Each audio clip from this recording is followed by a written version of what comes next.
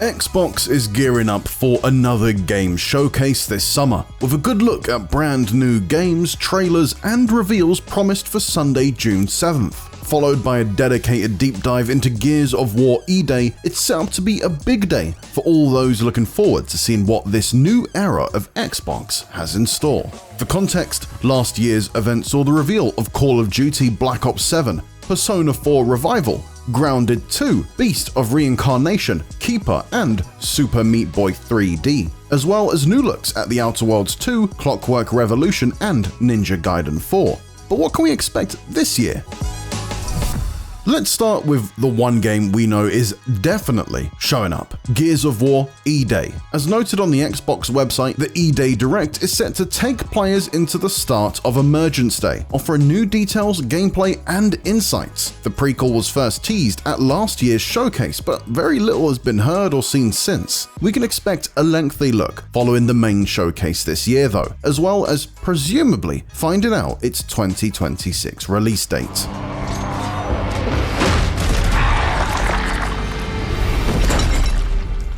Playground Games may have just released the critically acclaimed Forza Horizon 6, but the British studio isn't done by any means. That's because its reboot of Fable, which was meant to hit in 2026, has just been delayed to February 2027, and I imagine it's almost guaranteed to make an appearance here. Another look at it in action certainly wouldn't go amiss, as we learn more about this new version of Albion.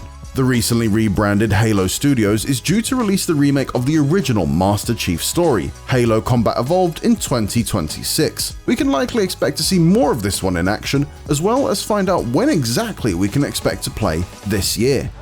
The Covenant are putting up a real fight. The cartographer must be here.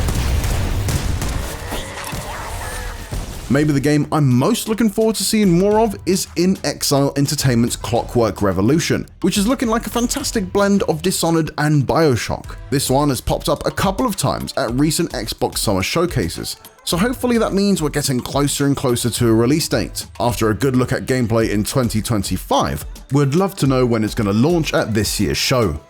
And what next for Rare? It had been working for many years on Everwild before it was cancelled last summer, leaving the legendary studio at a mysterious proposition. Ongoing development will presumably continue on Sea of Thieves, but surely a new game is also in the works somewhere. The Killer Instinct, Viva Pinata, and Banjo-Kazooie creators have as long a history as anyone at Microsoft when it comes to developing new series. But could we see it return to one of these? Another of its creations, Perfect Dark, seems even less likely though, following the shutdown of the initiative and cancellation of the reboot last year. First revealed back in 2020, State of Decay 3 re-emerged in 2024, but has been quieter than the dead since. Undead Labs has been working on this one for a while, and we might see it again on June 7th after skipping last summer's showcase. Obsidian, meanwhile, has been far from quiet, and it had a very busy 2025, launching Avowed, The Outer Worlds 2, and Grounded 2's early access. So it's been safe to say that we aren't necessarily expecting to see much from the RPG studio here. If it did want to spring a surprise Fallout New Vegas remake onto us though, then we'll happily take it.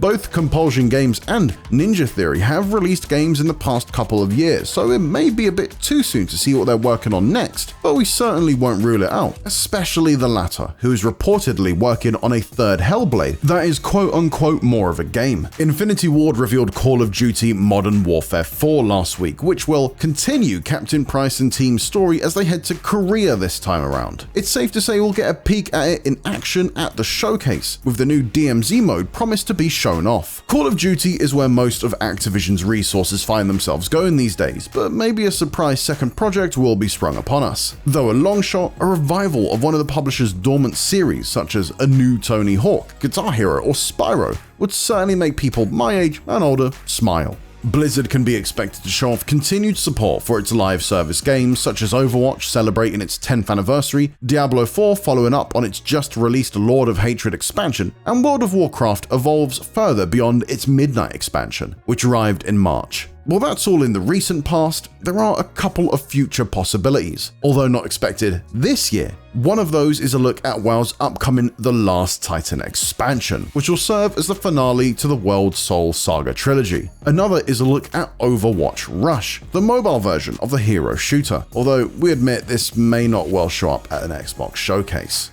When it comes to Bethesda, all eyes are on The Elder Scrolls 6. First revealed to be in development way back in 2018, Todd Howard has effectively said that it shouldn't have been shown that early. We realize it's likely still many years away, but perhaps a look at the long-rumored Fallout 3 remake could serve as a welcome stopgap. Elsewhere under the larger Bethesda umbrella, id Software will have moved on to its next project after 2025's Doom: The Dark Ages. Will it be another Doom, a long overdue Quake revival, or something new entirely? And will it even be shown at this year's showcase? And then there's Machine Games, who'll be following up on the excellent Indiana Jones and the Great Circle. I'd love nothing more than a sequel to that adventure, but perhaps a return to Wolfenstein is more realistic right now. Reports of the final part of BJ Blazkowicz's Nazi-killing trilogy being in production emerged early this year, so this could be the year we see the original FPS hero return. Finally, when it comes to Bethesda, surely we're due for a look at Arcane's Blade. First teased back in 2023, the Leon studio has been pretty silent since. It looks like we're never getting that Mahershala Ali movie,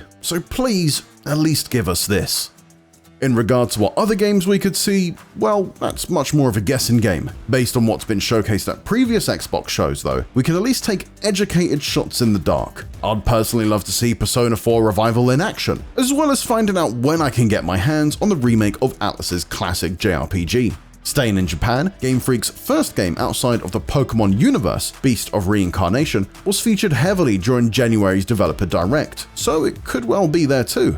Action-adventure spin-off Resonance: A Plague Tale could well be in line to make a reappearance, as well as ex-Witcher 3 dev studio Rebel Wolves' vampire RPG, The Blood of Dawnwalker.